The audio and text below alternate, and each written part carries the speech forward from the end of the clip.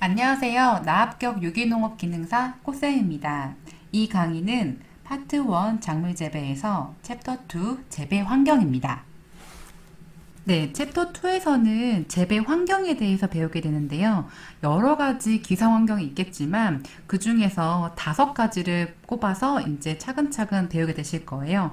첫 번째로는 수분, 물에 관한 얘기를 할 거고요. 그 다음에 이제 공기에는 이제 여러분이 마시는 공기들이 있을 텐데 여기서는 2가지를 봅니다. 대기 환경이랑 이제 토양 안에 있는 공기들을 이제 구분해서 배우실 거고요. 그다음에 세 번째로는 온도, 그다음에 빛, 마지막으로 이 온도와 빛을 혼합해서 이제 달라지는 그런 반응들, 생물학적인, 식물학적인 반응들, 상적 발육에 대해서 배우게 되실 겁니다. 그래서 수분, 공기, 온도, 빛, 상적 발육 요 5가지를 나눠가지고 재배 환경에 대해서 배운다는 거를 기억하시고 이제 차근차근 수분부터 보도록 하겠습니다. 네, 수분의 역할 우선은 하나씩 조금 보고 갈게요. 처음에 수분은 우리가 식물에서 배울 때는 광합성의 원료가 됩니다. 그래서 광합성식을 같이 보시면 좋은데요. 네, 광합성식을 좀 적어봤어요. 광합성이 이제 뒤에 가서 다시 배우겠지만, 광합성 할 때 이산화탄소랑 이제 물이 들어가죠. 그렇기 때문에 수분의 역할에서 광합성의 반응의 원료가 된다. 이 부분을 꼭 기억해 두세요. 그리고 이제 물은 사실 모든 것들을 이제 녹이는 물질이에요. 그래서 그거를 용매라고 합니다. 용매라는 단어 자주 나오니까, 녹이는 물질이구나. 기억해 두세요. 여러 가지 이제 성분들이 있잖아요. 이제 식물 안에도 비료도 있고 그런 것들을 이제 식물 안에서 녹이는 물질, 여러 가지 운반해주는 물질의 매체가 되는 것들이 수분입니다. 그리고 이 물이 여러 가지 효소의 활성을 증대시키고 또 촉매 작용을 증진시켜요. 그리고 체형을 유지시킨다. 우리가 이제 물을 들먹으면은 피부가 이제 약간 좀 탱탱해지지 않는 것처럼 물이 수분이 있어야지만 식물의 체형 자체를 유지시킬 수 있어요. 그래서 이거는 팽압이랑 관련이 있습니다. 그리고 체온을 조절하죠. 왜냐면 증산작용과 관련이 있기 때문입니다. 그래서 요 각각의 설명들을 잘 읽어두시고 특히 이제 광합성이랑 이제 용매, 녹이는 물질이다. 이런 것들을 기억해 두시고 요 효소 활성에 관련된다. 이거 같이 외워두세요. 네, 이제 수분에서 가장 먼저 볼 거는 이제 수분에서 우리 수분을 식물이 수분을 어디서 이용하죠? 그러니까 토양 안에 있는 수분을 이용하는 거죠. 그렇기 때문에 가장 먼저 볼 게 수분의 여러 가지 중에 토양 수분을 먼저 볼 겁니다. 그래서 토양 수분을 얘기할 때 가장 먼저 하는 개념은 토양 수분 장력입니다. 따라해 볼까요? 토양 수분 장력. 그래서 이 토양 수분 장력은 단위가 PF라고 해요. PF. P는 소문자입니다. F는 대문자고요. 토양 수분의 장력, 이 개념이 뭔지 보고 갈게요. 토양 안에 물이 있죠. 그쵸, 여러분? 토양을 한번 상상해 볼게요. 이게 토양이 이제 담겨져 있는 통이라고 보고, 거기 이제 토양 입자들이 있죠? 입자가 뭐냐면 요 알갱이에요. 아마 입자란 용어도 많이 나올 거예요. 입자, 알갱이. 그래서 토양 입자가 막 이렇게 있어요. 그쵸? 토양 입자가 있는데, 수분은 어디 있을까요, 여러분? 네, 수분은 여기 사이에 있겠죠. 그쵸? 여러분이 토양을 만져봤을 때 좀 촉촉하다. 그러면 수분이 많은 거고, 토양을 만져봤을 때 별로 촉촉하지 않고 그냥 건조한데, 그럼 수분이 적은 거죠. 그렇죠? 그랬을 때 보시면, 이 토양 수분 장력이라는 개념을 가지고 아셔야 돼요. 이 수분 장력이란 뭐냐면, 이 입자들이, 알갱이들이, 수분을 가지고 있으려는 힘이에요. 네. 근데 어떻게 우리가 토양 입자들이 살아있는 것도 아닌데 이 무생물이 수분을 가지고 있으려는 힘을 어떻게 하냐? 이걸 다른 말로 하면 좀 적어볼까요? 다른 말로 하면 토양 입자, 토양 알갱이로부터 수분을 완전히 제거하기 위해서 소비된 에너지를 토양 수분 장력이라고 합니다. 그래서 보면 토양이 건조하면 할수록 여러분 토양에 붙어있는 수분이 적겠죠. 수분량이 적겠죠. 그러니까 얼마나 이 수분들이 토양에 잘 붙어있으려고 하겠어요. 그 적은 수분이. 그러니까 pF 값은 높아져요. 그러니까 pF 값이 높다. 이런 말은 수분이 굉장히 없다는 뜻이에요. 그쵸? 그리고 토양이 습하다. 그럼 토양에 수분이 엄청 많은 거잖아요. 그러면 이 습한 거에 여러 가지 수분이 많을 거 아니에요. 그쵸? 그러면 굳이 이건 수분을 제거하기 위한 이 힘이 많이 필요 없겠죠. 그러니까 pF 값은 낮아지는 거예요. 조금 이해가 안 가죠? 예시를 보면서 얘기할게요. 어쨌든 여기 이 장에서는 토양 수분 장력, 이 장력이라는 거는 끌어당기는 힘입니다. 장력. 그러니까 토양의 수분에서 끌어당기는 힘, 이런 것들을 판별을 하는데 이 단위가 PF다. 이거 좀 기억하시고 그 다음 장 넘어가면서 다시 설명을 드릴게요. 네, 토양 수분 장력에 대해서 왜 얘기했지? 할 때 토양 수분을 분류하기 위해서 토양 수분 장력을 얘기를 했어요. 아까 토양 수분 장력 기억하시죠? P 소문자 F. 그래서 이게 PF가 크면 수분이 많이 없다. 그래서 많이 끌어당긴다. 이런 얘기를 했었고, 토양 수분이 PF가 적으면 수분이 많다. 그래서 많이 끌어당길 필요 없다. 얘기했는데, 여기서 이제 토양 수분을 분류를 할 때 다양한 것들이 있으면 이게 차라리 이게 전체에 대한 내용인데, 여기서 많은 내용 중에 두 가지를 먼저 아주 중요한 거 두 가지 먼저 동그라미 해보고 넘어갈게요. 유효 수분과 이 모관수입니다. 유효수분과 모관수. 다른 건 몰라도 유효수분과 모관수는 식물에게 굉장히 이용한 건데, 요거에 대해서 이제 보고 넘어갈게요. 밑으로 내려가 볼게요. 네, 토양 수분 장력을 봤을 때 끌어당기는 힘이잖아요. 근데 이 토양 수분 장력에 따라서 이게 두 가지를 볼 수가 있어요. 먼저 첫 번째 토양 수분 항수입니다. 이런 개념이 뭐냐면 토양 수분이 가만히 딱 멈춰 있는 게 아니잖아요. 그래서 토양 내의 수분의 함유 상태를 말하는 거를 수분 항수라고 합니다. 그래서 이거를 알면은 토양 수분이 어떤 식으로 이용할 수 있는지 알 수가 있어요. 그래서 이제 표를 보시면 아까도 말했던 것처럼 이 PF 뭐였죠? 토양 수분 장력, 끌어당기는 힘이죠. 이 PF가 0이다.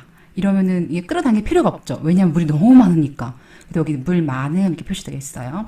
자, 그리고 반대로 PF가 4.2다. 그럼 0보다는 엄청 많잖아요. 그럼 많으니까 이거는 내가 끌어당긴 힘이 너무 많이 필요한 거잖아요. 4.2나. 그러니까 물이 어떻게 된 거죠? 적은 거예요. 그냥 PF란 개념 기억해 두세요. 그런데 이렇게 각각의 숫자, 용어와 숫자를 외우셔야 돼요. 짝꿍처럼.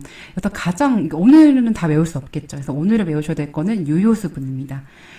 PF가 토양수분 장력이 2.5에서 4.2 정도 되는 게 식물이 흡수하고 이용할 수 있는 수분이에요. 유효수분. 유효하다. 식물에게 이용할 수 있는 수분이다. 라고, 이제 이거를 연구한 학자들이 이제 PF의 값까지 측정하면서 이제 나타낸 거예요. 그래서 유효수분의 범위는 여기 보시다시피 포장 용수량부터 연구 위조점까지예요. 그래서 유효수분은 PF가 토양의 수분에 끌어다는 힘이 2.5에서 4.2 요 사이의 수분만 이렇게 이제 식물이 이용할 수 있는 거예요. 그래서 포장 용수량부터 여기 연구 위조점까지예요. 그래서 숫자도 2.5에서 4.2까지인데 선생님 포장 용수량 여기 1.8인데요. 여기 보면 포장 용수량 2.5잖아요. 이렇게 얘기할 수 있는데 이게 약간 경계선에 있어요. 그래서 여러분들이 외우실 때 숫자는 요거 숫자를 외우시는 게 제일 좋습니다. 그래서 사실 요 부분이 굉장히 많이 나와요. 그리고 여기서 외우셔야 될 부분은 각각의 이 용어와 특징에 대한 것들을 이제 매칭해서 외워주세요.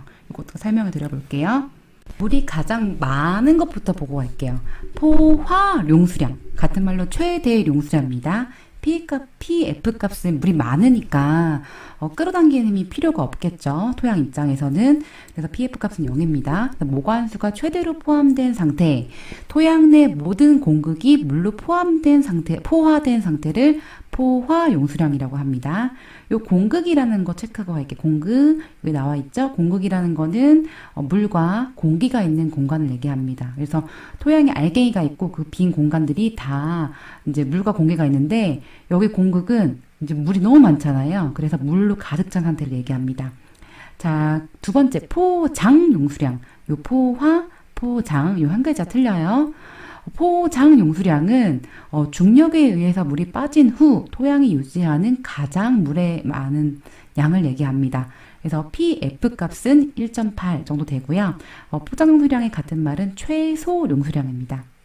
자, 그리고 계속 발표쳤던 유효수분. 아무리 강조해도 지나치지 않아요. 유효수분은 2.5에서 4.2까지의 그런 PF 값을 가지고 식물이 흡수하고 이용할 수 있는 수분의 양을 얘기합니다. 그래서 포장 용수량부터 연구 위조점까지의 범위라서 각각의 만약에 값이 나오잖아요. 그럼 이 값의 퍼센트를 빼시면 유효수분의 범위가 나와요. 그래서 유효수분의 범위, PF 값도 외워두시고 이 범위 꼭 외워두세요. 자, 그럼 초기 위조점. 초기의 위조점. 위조라는 거는 이제 말라가는 상태를 얘기해요. 그래서 생육이 정지하고 하엽, 아래 이피를 하엽이라고 합니다. 하엽이 위조하기 시작하는 토양 수분 상태를 얘기해요. 그래서 여러분 집에서 혹시 식물 죽여보신 적 있으세요? 전 되게 은근 있는데 이 식물을 약간 건조해서 죽이는 경우가 굉장히 많거든요. 근데 이제 식물이 건조했을 때 물을 다시 줬어요. 그럴 때 다시 살아나는 회복이 되는 그런 정도의 위조면 초기 위조점이에요. 그런데 영구 위조점이 있습니다. 영구. 이거는 회복이 불가능한 수분 상태예요. 그래서 아무리 물을 다시 줘도 다시 살아나지 않는 그런 상태의 그런 위조를 영구 위조점 4.2 요거 값을 외워주세요. 네, 그래서 이제 뭐 사실 주전학자마다 다르긴 하지만 유효 수분의 범위는 PF에서 2.5에서 4.2 요거 가장 많이 나오고 어떤 부분에서는 1.8에서 4.2까지 보기도 합니다. 근데 오늘은 2.5에서 4.2 요 정도 값을 외워주시고요. 자, 그리고 각각의 그 PF 값이 있습니다. 첫 번째 수분 당량이라는 부르는 개념이 있어요. 젖은 토양에 중력의 1000배의 원심력을 작용시킬 때 남아있는 수분 상태 PF 값이 2.7 이내예요. 요거 범위는 포장용 수량 부분이고요. 자, 흡습 개수가 있습니다. 이거 PF 값은 4.5. 이래서 건조 토양이 흡수하는 수분 상태로 작물에 이용될 수 없는 수분 상태. 자, 풍건은 6.0, 건토는 PF 7.0. PF가 높다는 건 다시 한번 말씀드리자면 뭐죠? 수분이 굉장히 부족하다. 그래서 수분을 많이 끌어오고 싶은 그런 토양 수분 장력에 굉장히 힘이 센 상태다라고 외워두시고요.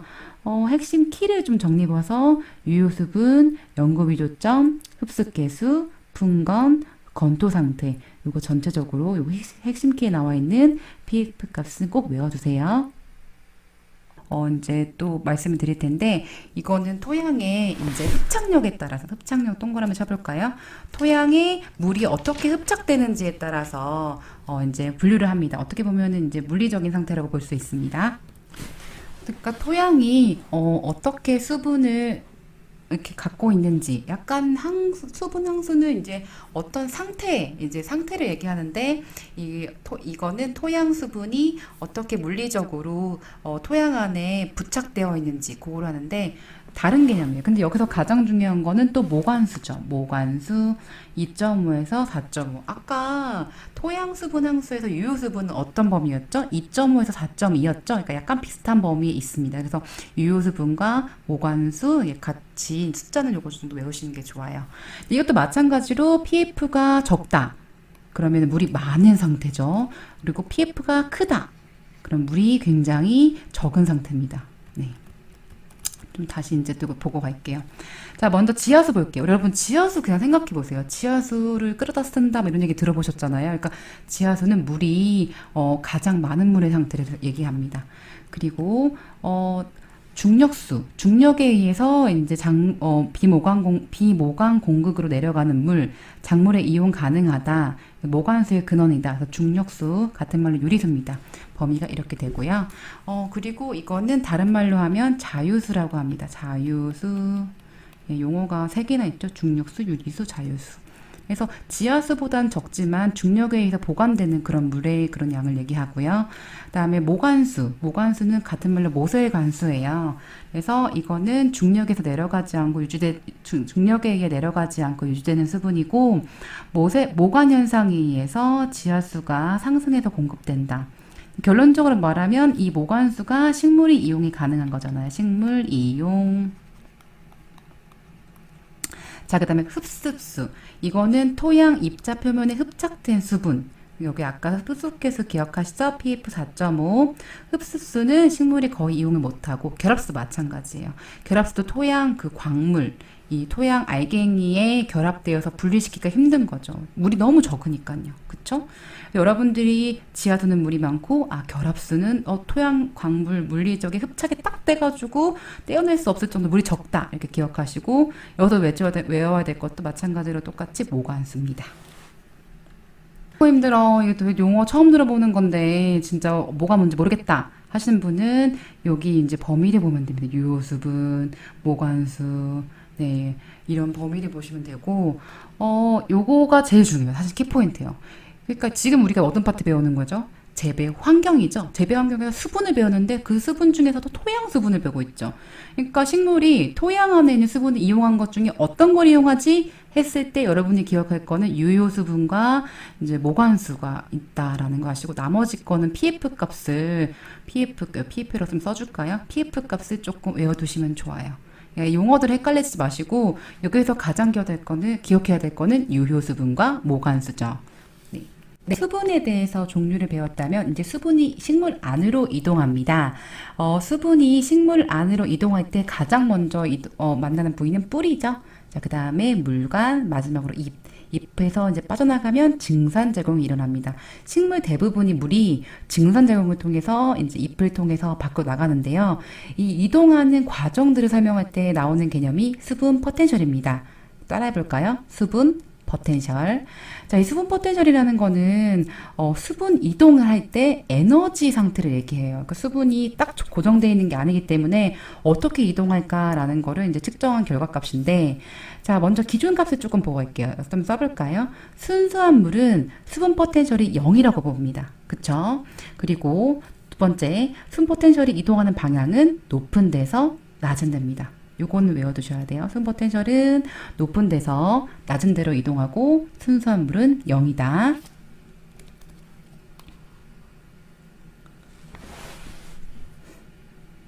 그래서 수분이 이동을 할 때 뿌리에서 물관, 잎을 통해서 이동할 때 뿌리보다 잎에서 굉장히 수분 포텐셜이 낮아요. 그 낮은 이유가 뭐냐면 사실 이 삼투 포텐셜의 개념을 조금 보고 가셔야 돼요. 수분 포텐셜이 요 삼투, 압력, 매트릭 이 세 가지 개념이 있거든요. 그 중에서 가장 큰 영향을 미치는 게 삼투 포텐셜이에요. 이 삼투 포텐셜이라는 거는 같은 말로 용질 포텐셜이라고 합니다. 그래서 용질의 농도에 따라서 영향을 받는 물의 포텐셜 에너지로 용질이 첨가되면 첨가될수록 감소해요. 자, 그럼 용질이 무엇이냐? 여러분 소금물을 생각해 보세요. 소금, 그 다음에 물. 그럼 소금물에서 이 물은 뭐죠? 아까 했었죠. 녹이는 물질이잖아요. 이 소금은 녹이는 물질이잖아요. 그래서 요거는 용매예요. 저는 외울 때 잘 안 외워져서 이 맴매한다. 이 소금을 맴매한다. 그래서 용매 이렇게 외우고요. 이 소금은 물에 의해서 녹는 물질이죠. 그래서 요건 용질이라고 해요. 자, 용질. 그래서 어쨌든 이 소금이 많아지면 많아질수록 이 삼투 포텐셜은 마이너스 값을 가지는데, 이 식물의 비교를 해볼게요. 식물의 잎에서요, 광합성으로 인해서 생산물인 포도당이 자꾸 생성이 돼요. 그럼 여러 가지 그 소금과 다르지만 여러 가지 물질들이 생기잖아요. 이게 물에 의해서 녹아내는 물질들이. 그 물질들이 계속 늘어나기 때문에 점점 더 마이너스 값을 가지겠죠. 그러니까 삼투 포텐셜은 음의 값을 가지는 거예요. 물론 다른 것도 영향을 줍니다. 그렇지만 식물에서는 삼투 포텐셜이 가장 많은 큰 값을 영향을 미치고요. 특히 용질의 양에 따라서도 이 수분 포텐셜이 영향을 미치기 때문에 이 잎에서 여러 가지 물질들이 많아지면 많아지고, 또 물이 적어지잖아요. 그렇죠? 뿌리보다 잎에 더 물이 많이 적어지잖아요. 그렇기 때문에 수분이 이동하는 과정은 뿌리, 물관, 잎, 이 수분 포텐셜의 차이가 난다. 값이 잎이 수분 포텐셜이 가장 작다라는 개념을 이해하시면 될 것 같아요. 네, 그래서 다시 한번 이제 뿌리 흡수를 볼 텐데, 수분의 흡수는 뿌리 표면에 접해 있는 토양 수분과 뿌리 내 수분의 압력 차이 때문에 일어나는데, 자, 수분 흡수는 금모부. 자, 금모부, 요거 그림 같이 볼까요? 옆에 볼게요. 여기 부분이 금모부거든요. 같은 말로 금모대라고 합니다. 같이 써두세요. 금모대, 금모부. 같은 말이에요. 그런데 요 부위에서 뭐가 나냐면 이 뿌리털이 나와요. 뿌리털. 이 뿌리털, 다른 말로 금모라고 합니다. 이 뿌리털이 막 나는데 여기에서 이제 수분이 흡수가 되는 거예요. 수분이 흡수가 되면 여기 물관, 여기 체관이 보이시죠? 여기를 통해서, 주로 물관을 통해서 이동됩니다. 이동해서 이제 위로 상승하는데 그 이동하는 그 차이가 수분 포텐셜에 따라서 이제 이동하는 거죠. 네. 그리고 이제 추가적으로 뿌리 구조가 나왔으니까 조금 더 보고 갈게요. 네, 뿌리 구조로 이제 많이 나올 텐데, 이거 생장점이 굉장히 중요해요. 생장하는 점이에요. 그렇죠? 굉장히 중요한 부분이겠죠. 뿌리가 자꾸 자라나야 되니까. 그리고 생장점을 보호하는 이 뿌리 골무가 있습니다. 생장점 위치는 요 정도 돼요. 여기 정도. 그래서 요 뿌리 구조, 그 다음에 뿌리가 흡수하는 부위, 우리가 수분 흡수하는 부위가 이 근모대에 있는 근모구나, 뿌리털이구나 라고 알아두시면 됩니다. 네, 그래서 이제 수분이 흡수가 됐고요. 이제 수분의 점차 이동 과정을 볼 텐데요. 이건 수분 포텐셜이랑은 조금 다른 개념이에요. 그리고 삼투에 관한 개념을 좀 보고 갈게요. 자, 이 삼투라는 건 뭐냐면 반투성 막, 같은 말로 반투과성 막입니다. 이 반투성 막을 통과하여 어느 한쪽으로 수분이 확산되는 현상을 이용해요. 자, 이거는 식물세포에서 얘기할 수 있는 거죠. 식물세포는 원형질 막이라는 게 있는데요. 이 식물세포 막을 한번 그려볼게요. 이게 식물세포가 이렇게 동그랗게 있다고 생각하면 이 원형질 막은 반만 투과하는 막으로 되어 있어요.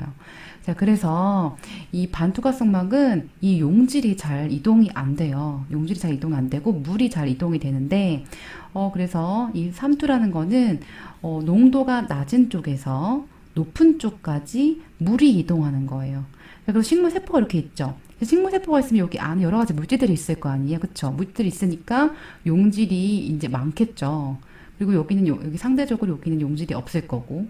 그래서 물이, 이 삼투압으로 인해서 물이 이제 용질이 높은 곳으로 녹여주려고 이제 물이 이렇게 안으로 이동합니다.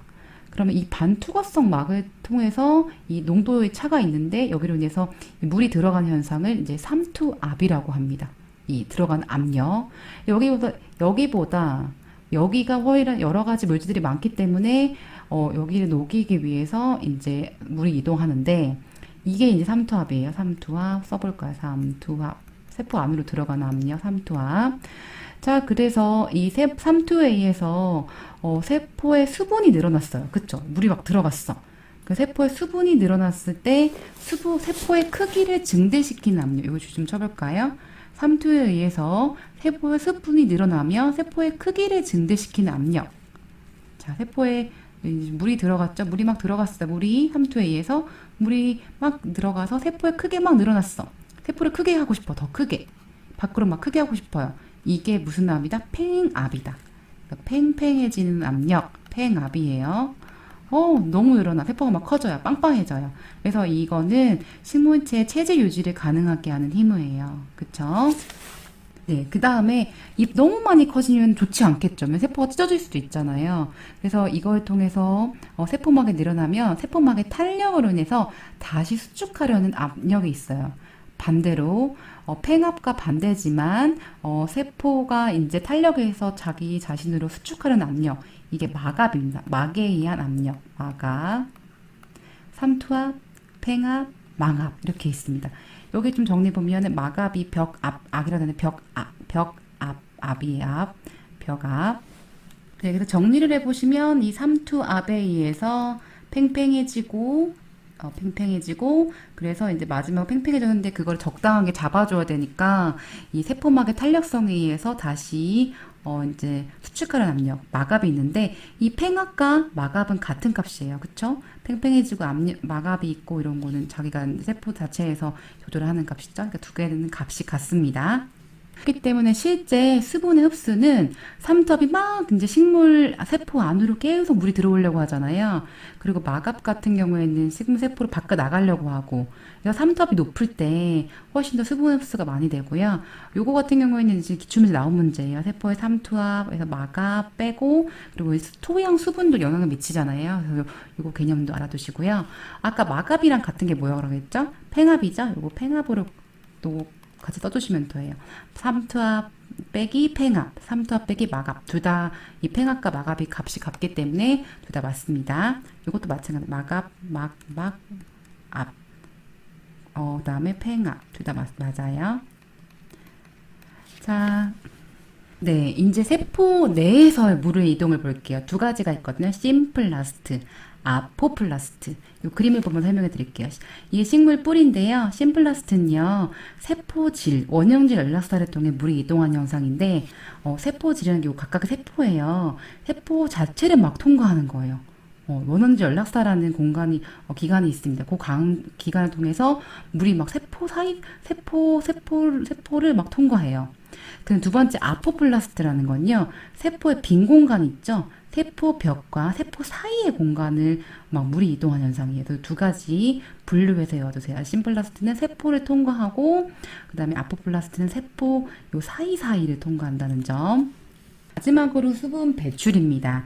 수분 배출은 이제 가장 많이 나가는 게 증산작용이라고 했어요. 식물체를 통하여 대기로 이동하는 현상, 특히 잎 뒷면에 있는 기공, 동그라미 쳐볼까요? 기공을 통해서 물이 기체 상태로 식물 밖으로 나가는 현상이고요. 이 증산작용 같은 경우에는 너무너무 자동적으로 나가기 때문에 이거는 굉장히 중요한 부분이고, 외우셔야 되는 부분인데 이건 수동적인 흡수라고 해요. 수동이라고 하니까 좀 안 좋게 느껴질 수도 있는데 자연적인 상태로 나가는 흡수 배출 작용이다. 요수량이라는 개념을 좀 보고 갈게요. 요수량, 작물 식물체 있죠? 그거에 건물 1g을 생산하는데 소비된 수분량이에요. 자, 여러분이 어떤 작물을 키우죠? 근데 그거에 건물 1g, 건물 1g이 뭐냐면 옆에 보세요.